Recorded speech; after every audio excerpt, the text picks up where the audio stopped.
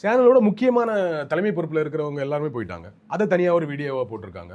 So first time ஒரு மீடியாவுக்கு அவர் பேசியிருக்காரு அப்படின்ட்டு. ஃபஸ்ட் டைம் ஒரு மீடியாவுக்கு பேசுறதுங்கிறது மீடியாவில் இன்டர்வியூ கொடுக்குறது.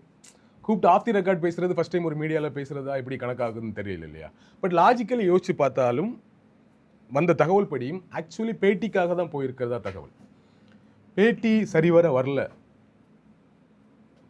பேட்டி சரிவர வராததுனால விஜய் வேணாம் இந்த பேட்டியை ஒளிபரப்ப வேணான்னு சொல்லி வேணாம் ஜஸ்ட் பேசின விஷயத்தை நீங்கள் வேணால் சொல்லிக்கோங்க, இந்த மாதிரி விஷயங்களை மட்டும் சொல்லிக்கோங்கன்னு அதனால வெளியே வந்து தகவலை மட்டும் சொன்னதாக ஒரு தகவல் வருது. லாஜிக்கலி யோசிச்சு பார்த்தா அதுக்கு வாய்ப்பு இருக்குது. என்னன்னா பேட்டிலாம் வேணாம், சும்மா அவங்க வந்து பேசிட்டு போங்க ஆஃப் தி ரெக்கார்ட்னு ஒரு மீடியா எப்படி கூட முடியும்? ஒரு பொலிட்டிக்கல் லீடர் தப்பாயிடுமே. புரியுதா உங்களுக்கு? ஆமாம், நான் ஒரு பொலிட்டிக்கல் லீடர், நீங்கள் ஒரு மீடியா பர்சன், நான் உங்ககிட்ட பேட்டி கொடுக்கலாம், நான் உங்கள் ஆஃபீஸ்க்கு வரலாம், நீங்கள் என் வீட்டுக்கு வரலாம். நான் இல்லை பேட்டிலாம் ஒன்று வேணாம், சும்மா வந்து ஆஃப் தி ரெக்கார்ட் பேசிட்டு போகலாம் அப்படின்னு நான் உங்களை கூப்பிட்டேன்னா இது தப்பு இல்லையா? நான் உங்களை இன்ஃப்ளூயன்ஸ் பண்ணுறதுக்காகவோ இல்லை உதவி கேட்பதற்காகவோ இல்லை நீங்கள் வேற ஏதோ விஷயத்துக்காக நடந்த டிஸ்கஷன் மாதிரி ஆகிடும் இல்லையா? ஸோ லாஜிக்கலி அது தப்பாயிடும்.